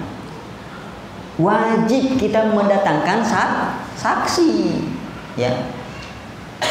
Agar tegaknya hujjah bahwasanya dia benar-benar berzina. Saksinya nggak main-main Pak. Empat. Nggak main-main. Seperti itu. Agar tegak hujjah. Hukum had tegak atas dia. Oh dia benar-benar berzina, maka ya dicambuk atau dirajam. Ya, seperti itu. Faedah yang kedua, untuk qat'un niza', memutus perselisihan. Nah ini biasanya diperuntukkan untuk yang hukumnya sunnah-sunnah. Saksi yang hukumnya sunnah mendatangkannya. Contohnya dalam hutang piutang. Itu kita mendatangkan saksi itu sunnah saja, tidak wajib. Tujuannya apa? Untuk memutus perselisihan kalau nanti ada khilaf. Ya, yang memberikan hutang bilang apa? Hutangnya 5 juta, tapi yang meminjam ngeles, enggak, mana 5 juta, 500.000. Ya, kayak gitu. Khilaf nizam. Yang satu bilang kamu hutangnya 500.000, ya, yang menerima enggak, hutangnya 0,5 juta. Itu mah enggak niza ya, enggak khilaf ya, cuma beda istilah saja. Ini jelas-jelas beda Pak, 5 juta sama 500.000, beda enggak? Ya jauh. 4 juta 500 hilang, padahal yang hilang cuma 1 nolnya. Ya kan? Ya supaya merelai, ya udah dulu kan ada saksi tuh. Siapa saksinya? Si Tono ya sama si Angko. Ton, berapa hutang dulu? Oh iya, saya ingat 5 juta. Anton, berapa hutang dulu? Oh iya, 5 juta. Ya udah, kalah dia. Seperti itu untuk memutus perselisihan. Sama ketika bayar hutang, datangkan saksi. Ya, datangkan saksi. Saya mau bayar hutang Pak 10 juta. Loh kok main keroyokan gini? Oh enggak Pak, bukan keroyokan ini Pak ya. Ini saksi, jangan sampai nanti Bapak nagih-nagih saya lagi. Ngomongnya belum, ternyata sudah. Kayak gitu. Lalu bagaimana dengan sedekah? Masuk ke mana? Wajib apa sunnah? Sunnah, ya. Kita menyedekahkan itu pakai saksi. Tujuannya apa? Qat'un niza. Supaya nanti kalau datang pertanyaan kedua, kalau datang ya sudah disedekahkan. Apakah engkau relakan? Oh enggak, saya enggak mau. Pokoknya harus saya terima. Maka masuk ke pertanyaan kedua, maka wajib membalikannya. Lah kan udah sedekahkan, walaupun lo nanti pahalanya sealamat, enggak, balik lagi ke bapak. Lo kok bisa? Ya apa yang enggak mampu buat Allah. Tapi niatnya dulu sedekah buat si fulan. Ya sekarang kan dia nuntut haknya. Berarti dia apa Pak? Memblacklist namanya dari pahala, menghapus namanya dari pahala. Kayak gitu. Paham ini? Karena kewajiban asal apa? Mengembalikan kepada pemiliknya, ya, kepada pemiliknya. Hal ini berdasarkan hadis Nabi Shallallahu Alaihi Wasallam, ya, di kisah 3 orang yang terkunci di gua. Pernah dengar Pak kisahnya? Ya, 3 orang yang terperangkap dalam gua. 3 orang ini safar. Kemudian turun hujan. Akhirnya mereka berteduh. Gonjang-ganjing batu besar jatuh. Bukan durian yang jatuh, Pak. Durian enak jatuh. Ini batu besar jatuh menutup pintu gua. Nggak didorong, nggak bisa. Maka salah seorang mengatakan, ya ikhwan, ya, wahai teman-temanku, ini pentingnya berteman dengan orang soleh, orang alim, ya, orang pintar dalam agama. Coba ingat-ingat apa kata dia, sungguh tidak ada yang bisa mengeluarkan kita dari gua ini kecuali Allah. Tuh. Apa solusinya Pak? Allah. Segala masalah kita itu solusinya satu Pak. Ingat Allah. Ya, apapun masalahnya. Kan Allah mengatakan, wa may yattaqillah yaj'al lahu makhraja. Barang siapa yang bertakwa kepada Allah, ya, maka Allah berikan solusinya. Ingat Allah dulu Pak. Ingat Allah. Ketika mau kena musibah, ingat Allah. Innalillah, ya. Astagfirullah. Mungkin kesalahan kita, istighfar, ya, kayak gitu. Kemudian kata dia, coba ingat-ingat oleh kalian amal soleh yang kalian lakukan, ya, yang paling ikhlas, dan kalian bertawassul dengan amal soleh tersebut. Maka yang satu ingat, dulu, ya, aku punya orang tua, ya, dan aku berbakti kepada mereka sebaik-baiknya. Kisahnya panjang, kalau saya ceritakan nanti pada bobo nanti ya. Pada tidur. Saking baktinya sama orang tua itu nggak dipedulikan, ya. Istrinya, anaknya, dia setia memegang susu, ya, segelas susu buat orang tuanya. Kisahnya seru ini. Sampai pagi baru bangun orang tuanya, diminumkanlah orang tuanya, diminumkanlah kepada orang tuanya air susu tersebut. Seperti itu. Ya Allah, kalau ini aku lakukan ikhlas karenamu, maka bebaskan kami dari gua ini. Bergeserlah sedikit, bergeser, betulan bergeser, nggak pakai tenaga, semua atas kekuasaan Allah dan kehendaknya. Bergeser. Orang kedua bertawassul, ya, beliau bertawassul dengan kisah asmaranya Pak, Masya Allah. Yang pernah punya kisah asmara ini. Dulu aku naksir sama anak pamanku katanya. Sampai aku memendam rindu, memendam cinta bertahun-tahun, sampai suatu hari dia datang kepadaku dengan sebuah keperluan. Tuh, the power of kepepet namanya ini Pak. Kesempatan dalam kesempitan. Jadi perempuan ini kepepet, ya, butuh dengan uang. Si laki-laki ini crazy rich ya, kaya lah istilahnya, kaya. Minjem uang, akhirnya dia syaratkan, oke, aku pinjamkan kamu uang, tapi kamu harus mau berzina denganku.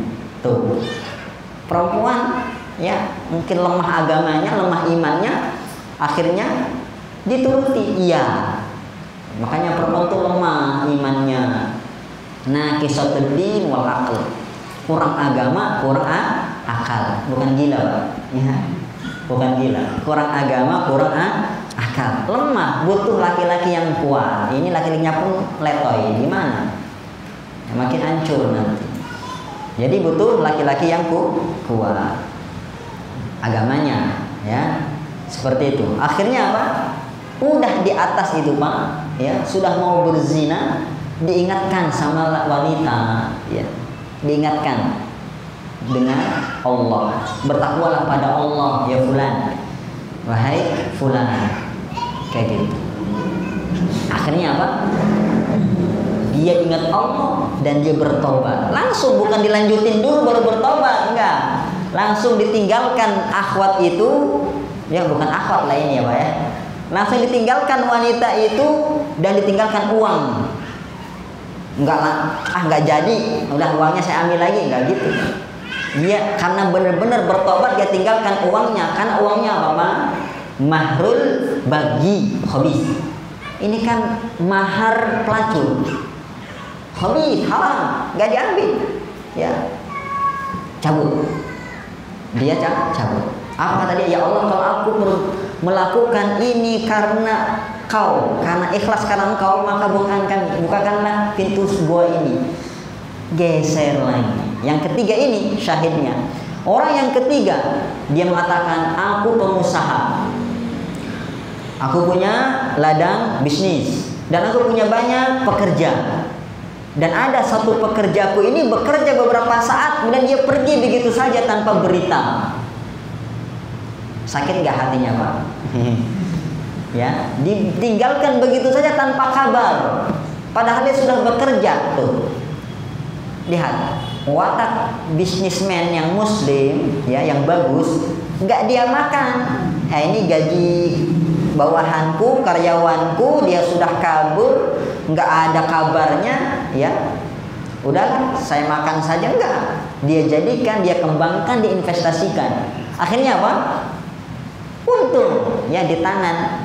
Via kata Rasulullah SAW, ni'mal mal fiyadir rajul saleh. Sebaik-baik harta itu di tangan orang soleh. Ditumbuh kembangkanlah harta itu, berkah, masya Allah, untung banyak ya. Dibelikannya budak-budak, dibelikannya hewan-hewan ternak, dibelikannya kebun-kebun. Suatu hari datang, tuh kan, cocok pertanyaannya. Suatu hari datang, wahai fulan, engkau masih ingat sama aku enggak? Ya masih lah ya, aku pegawaimu. Iya, kau masih menyampaikan juga, aku mau tahu ya kan, aku pegawaimu yang dulu aku pergi belum mengambil upahku. Mana upahku, saya mau nagih. Apa kata juragan tadi? Apakah dia bilang, oh nggak ada, kamu udah kabur, nggak ada kabar, ya maaf lah, nggak bisa saya kasih ya.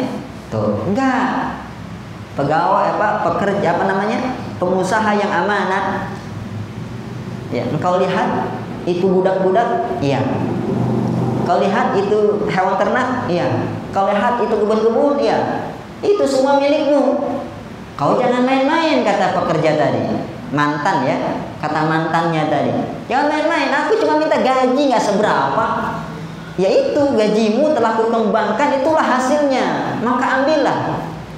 Tuh, apa yang dilakukan oleh mantan tadi, mantan pekerja? Diambillah semuanya Bapak. nggak disisain sedikit pun, nggak ada. Nih satu budak buat kamu, satu hewan ternak buat kamu, nih satu petak tanah buat kamu, nggak ada uang terima kasih bang. Diambil, digiring semua bang. Yang budak, ayo ikut saya semua. Hewan ternak digiring semua, ya kayak gitu.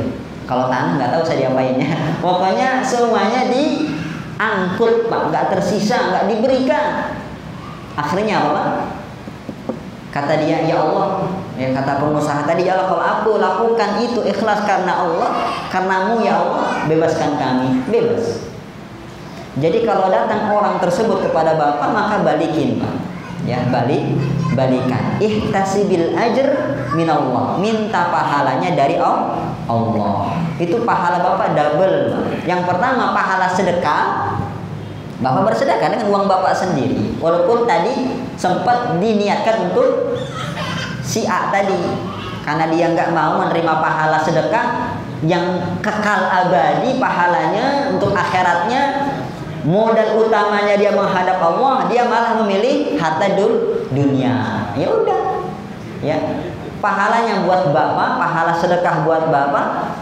Ya, yang kedua pahala amanah, karena sudah menjaga harta tersebut dan menunaikan amanah. Innallaha ya'murukum an tu'adul amanati ila ahliha. Kata Allah, ya Allah memerintahkan kepada kalian untuk menunaikan amanah. Jadi apa? Double pahalanya. Jadi nggak rugi bapak, nggak rugi. Seperti itu. Ya, mudah-mudahan bisa dipahami. Ada lagi pertanyaan? Tidak ada? Kalau nggak saya yang bertanya, silakan bapak. Kaitan dengan nyogok pisau. Ya pak. Kita misalkan seperti musim basah. Kalau kita nggak nyogok, itu prosesnya itu susah. Proses apa itu pak? Musim misalkan. Sim. Ya. Terus kalau kita mempergunakan jasa gitu kan, itu langsung jadi boleh nggak punya? Hukum asal sabak menyogok itu nggak boleh, apapun bentuknya, apapun rupanya, kecuali tahqiqul haq, merealisasikan hak kita. Ya, maksudnya gimana? Kita ini sudah lulus, tapi SK nggak bakalan turun. Ya, kalau nggak dikasih uang pelicin. Kita rubah dulu pak ya bahasanya, padahal sama hakikatnya. Nah, kita kan sudah berhak untuk lulus, untuk bekerja, tapi gara-gara ya oknum-oknum tersebut kita nggak bisa ya menerima hak kita tersebut, maka boleh kita menyogok. Bagaimana hukumnya ketika itu? Hukumnya boleh bagi pemilik hak tersebut yang apa namanya? Yang berhak dia lulus itu, dan haram atas yang menerima sogok, ya, menerima sogok. Jadi sogok menyogok itu tidak mutlak haram, ya. Yang haram jikalau itu bukan hak kita. Kalau sudah hak kita maka tidak masalah. Itu yang pertama. Misalkan kalau nggak lulus, kita nyogok, nggak boleh. Nah, kita nggak berhak kok. Kita nggak lulus kok kita nyogok. Ya, seperti itu. Makanya budaya sogok menyogok ini rusak. Rusaknya gimana? Rusaknya ya terhadap ya masyarakat kita. Jadi rakyat kecil yang miskin, yang nggak punya uang, itu seharusnya dia bekerja, dia punya kualifikasi bagus, ya lulus. Tapi gara-gara budaya sogok, nggak punya uang, akhirnya apa? Diserahkan kepada yang tidak layak, yang nggak berhak. Makanya budaya sogok menjogok harusnya ditumpas, ditiadakan, ya, pungli dan lain sebagainya ditiadakan, jangan sampai dibudayakan, rusak, ya, seperti itu. Termasuk apapun bentuknya, ya, pembuatan kartu A, kartu B, kartu C, ya, seperti itu. Ya, kalau Ya kalau ya itu kita tidak berhak, maka jangan.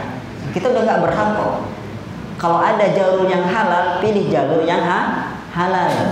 Kita jangan maksakan. Kita nggak berhak menerima SIM, tapi kita maksain nyogok untuk beli mendapatkan SIM. Nggak boleh kayak gitu. Beda kalau kita sudah layak ya, kita sudah lulus apa nggak bisa ya dipersulit dan lain sebagainya. Kita sudah layak, malah dipersulit juga ya. Bahkan mau dibatalkan hak kita, maka nggak mungkin dibatalkan kecuali dengan sogok, maka boleh menyogok ya. Dan dosanya atas dia yang memaksa kita tersebut ya. Seperti itu. Jadi rusak sekali budaya itu. Akhirnya yang nggak mampu pinjam sana pinjam sini ya, nggak ada yang punya uang banyak akhirnya minjam ke bank dan lain sebagainya, rusak ya, riba lagi ya kan, seperti itu. Jadi budaya nggak bagus, budaya sogok menyogok melahirkan ya kualitas pekerja yang nggak bagus juga ya, masyarakat yang tidak maju-maju juga, akhirnya yang berduit yang punya kerjaan. Gimana kemiskinan bisa tuntas ya, gimana sikap amanah bisa muncul kayak gitu ya. Makanya godaan uang itu besar sekali ya. Kata Nabi SAW, inna likulli ummah fitnah wa fitnatu hadhil ummah al-mal. Setiap umat punya fitnahnya masing-masing ya, ujiannya masing-masing, punya godaannya masing-masing. Dan fitnah umatku adalah di harta ya. Jangankan perempuan ya, kita melihat yang merah saja mata kita hijau kan gitu. Naudzubillah, silap ya, silap. Jadi tidak dibenarkan ya, kecuali kalau itu kita berhak mendapatkannya, seperti itu. Ini ada pertanyaan yang minggu lalu saya lupa menjawabnya hampir. Ustadz, saya mau tanya beberapa hal seputar adopsi anak. Adopsi anak artinya ngangkat anak ya. Dia bukan anak kandung kita, dia anak orang lain, kita angkat menjadi anak kita. Apa hukum mengadopsi anak? Ini soal pertama. Ini anak beranak, tentang adopsi anak ya kan, anaknya beranak pinak ini. Hukum mengadopsi anak ya. Mengadopsi anak sendiri sudah dikenal di zaman jahiliyah dahulu kala. Nabi Muhammad SAW sendiri pernah mengangkat Zaid bin Harithah sebagai anak angkat sebelum diutus jadi nabi. Sampai-sampai orang-orang mengatakan Zaid bin Muhammad. Akhirnya Allah batalkan ya adopsi anak metode jahiliyah tersebut dalam Al-Quran. Semisal di surat Al-Ahzab ya, di ayat 5, ud'uhum li'abaihim, panggillah anak-anak angkat kalian itu sesuai dengan bapaknya masing-masing. Jangan ya Zaid bin Muhammad, jangan. Zaid bukan anak Muhammad, ngapain pula manggil dia Zaid bin Muhammad, nggak boleh. Jadi Al-Quran surat Al-Ahzab ini turun untuk membatalkan adopsi anak metode jahiliyah. Ini catatannya, metode jahiliyah. Bagaimana metode jahiliyah? Pertama, mereka menisbatkan anak kepada ayah angkatnya, Zaid bin Muhammad. Allah batalkan, nggak boleh ya, tidak boleh ya, tidak boleh. Kalau dia masih punya bapak, nisbatkan kepada bapaknya. Ya, misalkan Otong bin Ateng, jangan Otong bin Ahmad ya, sebagai ayah angkatnya, bukan, nggak boleh. Kalau nggak dikenal gimana Ustadz? Pakai fulan, ayah bin fulan, Otong bin fulan, kayak gitu. Pokoknya jangan nisbatkan kepada ayah angkatnya, tidak boleh. Itu metode jahiliyah, itu yang dibatalkan oleh Islam. Metode jahiliyah yang kedua dalam adopsi anak, tidak memperhatikan batasan mahram ya. Jadi aurat dibuka di hadapan anak tersebut, nggak boleh ya. Kita misalkan anak angkat, ibunya apakah jadi ibu angkat? Ya ibu angkat, tapi apakah jadi mahram? Tidak Ya, dia masih orang lain.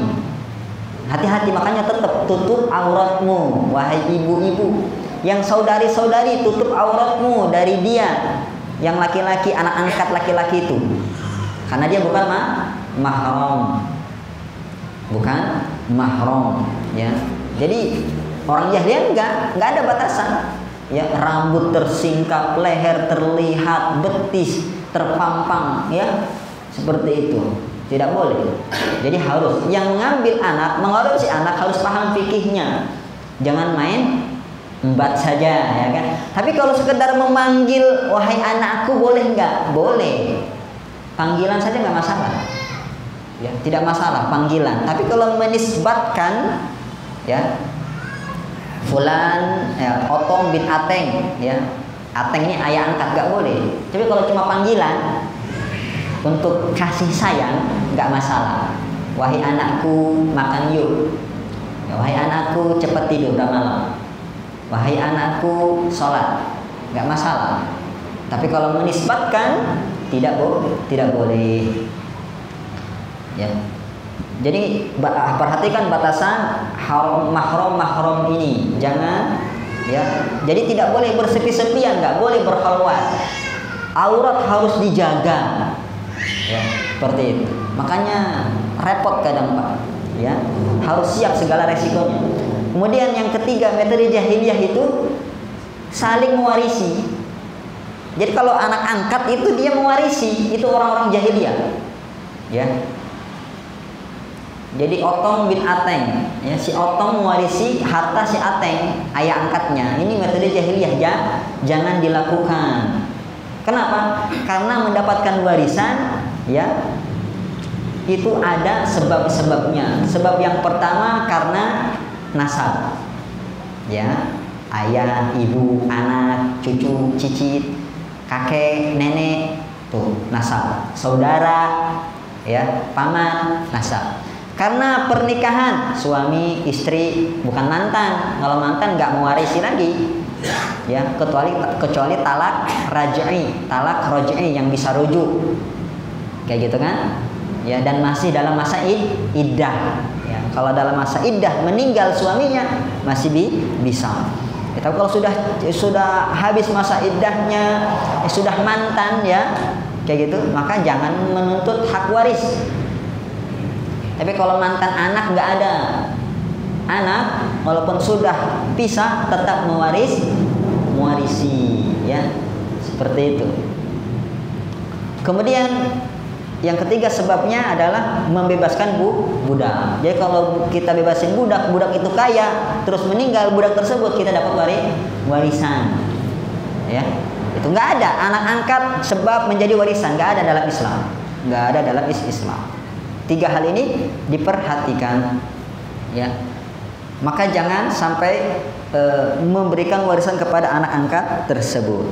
Itu metode jahiliyah yang dibatalkan oleh Islam. Jadi hukumnya boleh, asal jangan, ya, mengambil metode jahiliyah yang tiga tadi, ya. Kemudian pertanyaan yang kedua, apakah ada cara agar anak ini menjadi mahram bagi orang tuanya? Ya.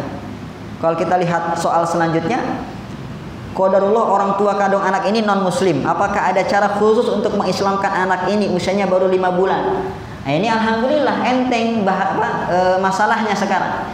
Bayi berarti masih 5 bulan, maka cara menjadikan dia mahram, jadikan mahram dengan cara susuan. Susui dia. Berapa kali susuannya? Bukan susu kaleng, bukan susu bayi, bukan.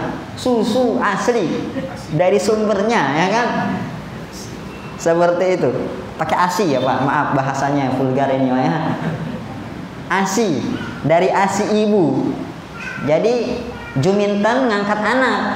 Nah, juminten nyusui bayi tersebut yang baru 5 bulan. Berapa kali? 3 hari sekali, 3 kali sehari bukan, ya.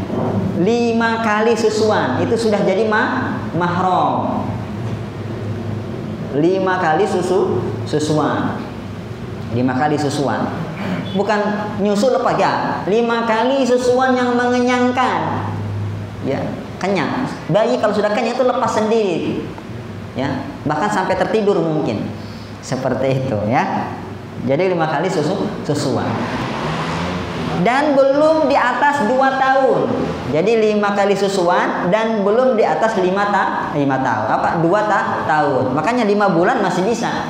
Yang 1 tahun aja masih bisa. Ya, selama belum 2 tahun. Yang sudah dewasa bagaimana? Disusui juga. Enggak. Ya, walaupun ada saja ulama yang mengatakan seperti itu. Ada ulama. Mereka berdalil dengan hadis Salim. Salim anak angkatnya ya Hudzaifah. Jadi Hudzaifah punya istri, ya. Hudzaifah dan istrinya ngangkat anak Salim. Salim ini sudah dewasa, ya. Ngadu kepada Rasulullah istrinya Hudzaifah ini, wahai Rasulullah, ini Salim anak angkatku sudah dewasa. Padahal terkadang dia masuk ke rumah, aku di dalam, nggak menutup aurat, terlihat auratku. Maka kata Nabi, susui dia 5 kali susuan. Ya, Salim sudah dewasa. Apakah mempan? Ini khilaf ulama. Ada yang mengatakan bisa. Jadi walaupun sudah besar itu bisa dengan syarat disusui. Masa gede-gede nyusu Ustaz? Ya gitu hadisnya. Ya, seperti itu ya. Mohon maaf ini ibu bapak ya bahasanya, karena ini hukum bapak ya. Jadi Salim yang sudah besar radhiyallahu taala anhu menyusu kepada istri Hudzaifah. Sudah gede, udah lebih dari 2 tahun, udah dewasa kok. Enggak 2 tahun lagi, enggak 3 tahun, 4 tahun enggak. Sudah dewasa. Menyusu. Ya, akhirnya jadi mahram, akhirnya boleh ya untuk bersepi-sepian atau untuk terlihat auratnya ya, seperti itu. Ini dalil yang dijadikan oleh ulama yang membolehkan. Adapun mayoritas ulama enggak bisa ya. Itu apa? Kasus khusus untuk Salim, khusus untuk istri Hudzaifah saja, tidak bisa dipraktekkan untuk umatnya yang lain. Jadi kekhususan Pak, tidak bisa dikiaskan, nggak bisa diamalkan hadis ini. Ya terlebih zaman sekarang heboh nanti Pak, heboh masyarakat ya. Pernah dulu dosen dari Universitas Al-Azhar Mesir, ada salah satu dosennya memfatwakan seperti ini. Oh, habis kena apa istilahnya, komentar miring lah ya, seperti itu. Terkadang kalau kita mengambil pendapat yang memang ada pendapat ulamanya tapi agak lain dari keumuman, ya resikonya seperti itu ya. Paling parah dibully. Maka menurut pendapat jumhur kalau di atas 2 tahun nggak bisa. Ini di sini pertanyaannya 5 bulan, maka nggak masalah, bisa ya. Maka jadikan mahramnya dengan cara disusui ibu tersebut.